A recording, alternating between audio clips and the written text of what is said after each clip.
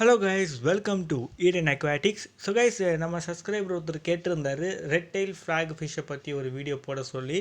So அதனால தான் நம்ம இன்றைக்கி வீடியோ போடலான்னு வந்திருக்கோம். ஸோ கைஸ், இந்த ஃபிஷ்ஷை பார்த்தீங்கன்னா American red tail flag fish இல்லாட்டி ரெட் டெயில் ஃப்ளாக் ஃபிஷ்ஷு, அதுவும் இல்லைன்னா flag tail fish.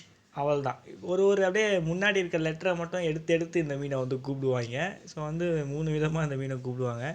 So guys, இந்த மீன் பார்த்தீங்கன்னா இந்த மான்ஸ்டர் ஃபிஷ் டேங்க் வச்சுருக்கவங்க அதை வந்து பிளான்டட் டேங்காக வச்சுருப்பீங்க. ஸோ செமி பிளான்டட் டேங்காக வச்சு அதில் வந்து ஒரு மான்ஸ்டர் ஃபிஷ் எல்லாம் வளர்த்திட்டு இருப்பீங்க.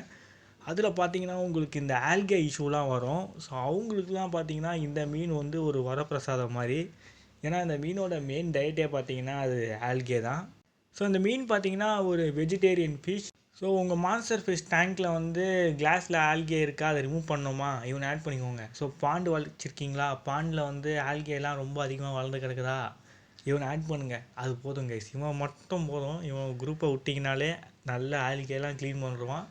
ஸோ வந்து செமி பிளான்டர் டேங்கில் வைக்கும்போது சம்டைம்ஸ் வந்து இவன் பிளான்ட்ஸையும் சாப்பிட்ருவான். ஸோ அதனால் கொஞ்சம் ஜாக்கிரதை. ஸோ ஓகே ப்ரோ, இது வந்து மான்ஸ்டர் ஃபிஷ் டேங்க்கில் உள்ளான்றீங்க. ஸோ இந்த மீன் வந்து எவ்வளோ பெருசாக வளரும்னு கேட்டிங்கன்னா, இந்த மீனால் கிட்டத்தட்ட 1 ஃபீட் வரைக்கும் வளர முடியும். ஸோ நல்ல ஒரு பெரிய மீன் தான். ஸோ கைஸ், பார்க்க அழகாக இருக்குது, குட்டியாக இருக்குதுன்னு வாங்கிட்டு வந்துடாதீங்க. ஏன்னா அக்வேரியம் ஷாப்பில் பார்த்தீங்கன்னா மோஸ்ட்டாக இதெல்லாம் வந்து ஒரு 5 to 4 inches வரைக்கும் தான் இருக்கும். ஸோ நீங்கள் வந்து அழகாக இருக்கேன்னு வாங்கிட்டு வந்துடுவீங்க. பட் அது வந்து வளர்ந்து வளர்ந்து பெருசாகிட்டே இருக்கும். ஸோ எப்போவும் ஒரு மீனை வாங்கும்போது நல்லா ரிசர்ச் பண்ணிக்கோங்க, அதுக்கப்புறம் அதை வாங்குங்க.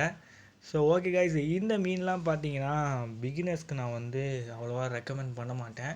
ஸோ ஏன்னா இந்த மீன் பார்த்திங்கன்னா நல்லா பியூர் வாட்டராக இருக்கணும். ஸோ வந்து உங்கள் டேங்க்கில் அந்த தண்ணி பார்த்திங்கன்னா ரன்னிங் வாட்டராக இருந்தால் நல்லாயிருக்கும். அதுவும் இல்லாமல் வாட்டர் நல்லா ஆக்சிஜனேட்டடாக இருக்கணும். ஸோ அதுக்கப்புறம் பார்த்திங்கன்னா இதோட டயட்டு, ஸோ டயட்டில் பார்த்தீங்கன்னா வெஜிடேரியன் இருக்கணும். ஸோ நீங்கள் வந்து வெள்ளரிக்காய், கேரட்டு அவிச்சு போடலாம்.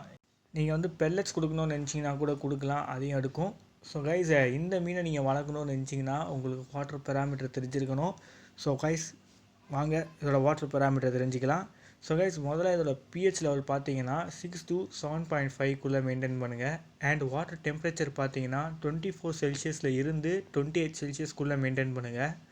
அண்ட் கைஸ், இந்த மீன்களுக்கு வந்து டேங்க் சைஸ் ரொம்ப முக்கியம். ஸோ அந்த டேங்க் சைஸ் பார்த்தீங்கன்னா 5 to 6 ஃபீட் இருந்தால் நல்லாயிருக்கும். ஸோ வந்து இது பியூர் ஃப்ரெஷ் வாட்டர் ஃபிஷ்னால் நீங்கள் வந்து சாஃப்ட் வாட்டர் யூஸ் பண்ணுங்கள்.